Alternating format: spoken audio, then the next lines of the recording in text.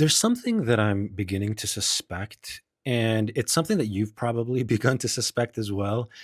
And it's that there's no skill in AI coding. There's no skill in vibe coding, agentic engineering, context engineering, whatever the kids are calling it.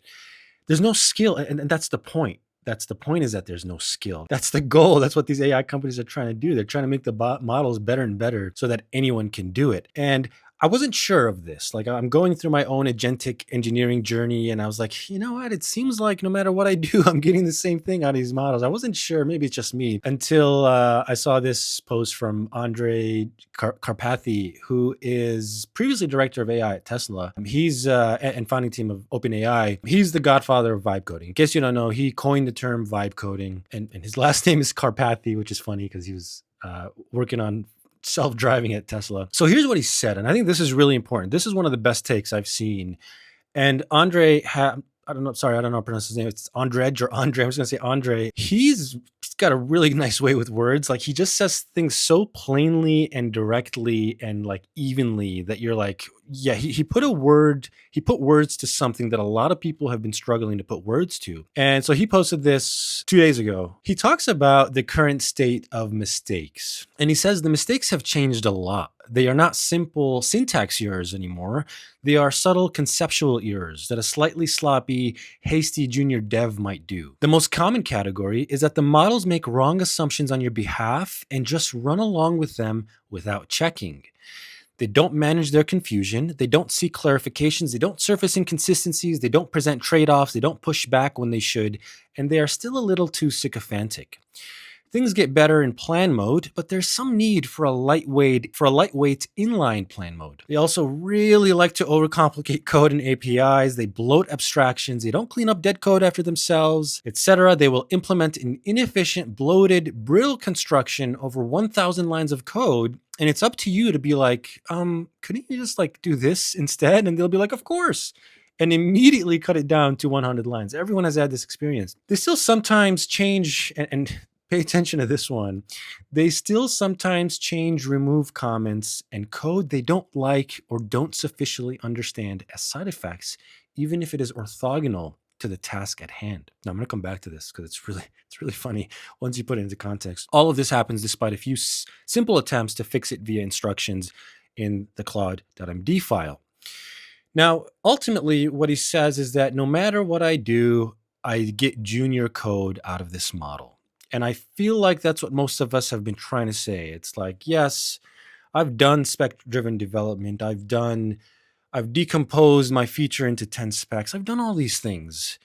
And no matter what, I still get junior code out of this model. And it's frustrating because on X, there's this incessant hype over, oh, it's a skill issue. You're not doing it right. You need to do this. Check out this new workflow. Check out this new skill. Check out this. Check out that. Dude, if the godfather of vibe coding, this guy can code up an LLM from scratch in his sleep. If he can't get more than junior code out of this thing, what hope is there for you? And I'm not like worshiping Andre or anything like that, but this is what most people have run into. This is the truth, that no matter how skilled you are at vibe coding, if there is such a thing as a skill to vibe coding, you can't avoid these things. It's not until you put this into perspective that you begin to see just how, like, Andre's overall point here is that despite these things, despite this horrific code and practices, it's still a net huge improvement, and it's very difficult to imagine going back to manual coding. Well, if you try heroin, I imagine it's very hard to go back to normal life because I hear it's fantastic. Now, here's the funny thing about this description. Imagine that Andre here is not describing Claude, but he's describing like a coworker. Let's say you have an engineer you hired from the UK, and his name is Simon. And I wrote a post about this, and I thought it was pretty funny. The post is there's no skill in AI coding. What you find that is if you reread Andre's post, but just imagine you're talking about Simon instead of Claude, it's really funny. Because if you hired Simon because he promised to transform your entire engineering discipline and ship fervently, Simon would need to be called into the office with an HR rep after one look at his code. So on the one hand, CEOs love Simon because he ships so damn fast. He makes the other engineers look lazy. On the other hand, his engineering manager and peers are warning that Simon writes untenable junior code. Now, I, I rewrote Andre's review of Claude, and imagine you reading like a performance review for a developer named Simon. And this is what the review said. It said that Simon constantly makes wrong assumptions and just runs along with them. He also doesn't manage his confusion, doesn't seek clarifications when something is ambiguous, doesn't surface inconsistencies, doesn't present trade offs before making decisions, doesn't push back on anything, and says yes to every idea the executives in suits have before checking with the rest of the team, the so called C suite. Things get better when you tell him to make a plan before acting, but there's some sort of need for him to just think on the fly like any other person would do. He also really likes to overcomplicate code and APIs. He bloats abstractions. He doesn't clean up dead code after himself. And get this, he'll implement an inefficient, bloated, brittle construction over 1,000 lines of code. And I'll DM him on Slack and I'll be like, couldn't you just like do this instead? And he'll be like, of course. And immediately cut it down to 100 lines. What the hell? He still sometimes changes, removes comments in code he doesn't like or doesn't sufficiently understand, even if it is orthogonal to the task at hand.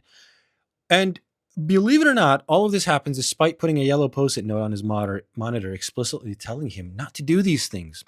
Now, what do you think happens to Simon if this was the performance review he got? So you say, okay, look, Simon, he isn't perfect. He's a brilliant, gifted whiz kid, and just got to be patient and make sure we're really clear about what we want from him. It's up to us, the seniors, to coach him and bring him up to par.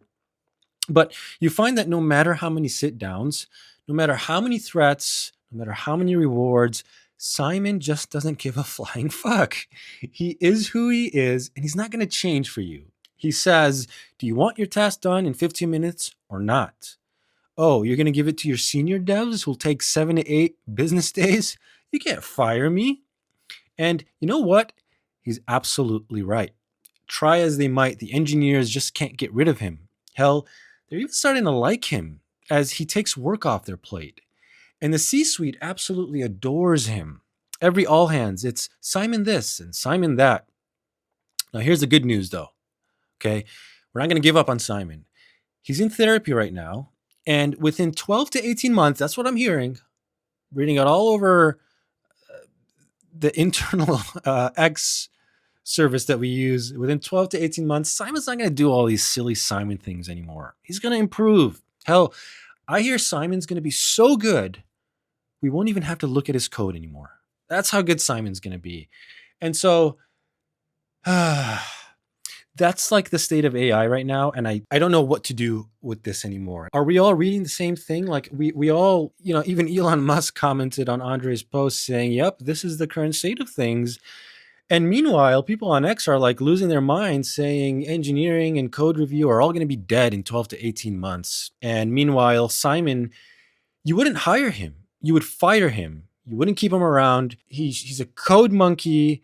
He's like 100 code monkeys. You don't want that. You don't want 100 code monkeys on your team. It's too chaotic. You want like disciplined, mature, steady, professional developers. Like that's what every sort of company craves. It's like these culture fits. Simon is just deleting people's code because he doesn't understand it or doesn't like it. What are we doing here? Like, now look, I think it's fine to keep Simon around, right? It's, he's a nice guy. He's earnest. He really wants to do right by everyone, but you need to watch him like a hawk, and you need to let the executives know what Simon is doing. Like, don't be so fooled by his impressive speed.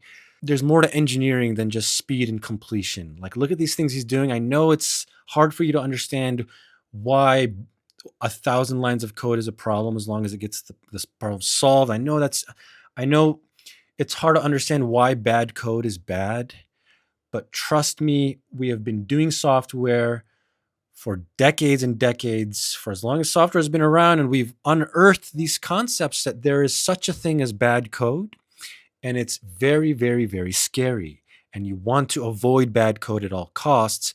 Otherwise, you will have to rewrite your entire code base at some point. I had a comment on my last video saying, why is bad code bad? And it's a good question. If you're not a coder, why is bad code bad? The best way to put it is bad code is bad because it's a The same reason a the foundation of a house is bad if it's poorly built is because once you build the rest, you can't change the foundation. Imagine you're building a skyscraper and you like vibe code the foundation and then you build like 100 stories and you're like, oh wow, the foundation sucks. We have to rebuild it. You can't. It's too late. It's too late to rebuild it. And so that's why there's a whole discipline of software engineering, which is the art of good code, not the science of good code, the art of good code. It's a very deep field. And it's so important because once you build a piece of software, it is so hard to change. And so you want to be careful letting Simon run around in your code base. Keep him around as an intern for sure, because he'll do the task that nobody else wants to do and you can just review it. But don't let him build the foundation to your skyscraper because that's going to cost you billions and billions of dollars in the near future. So thanks for watching.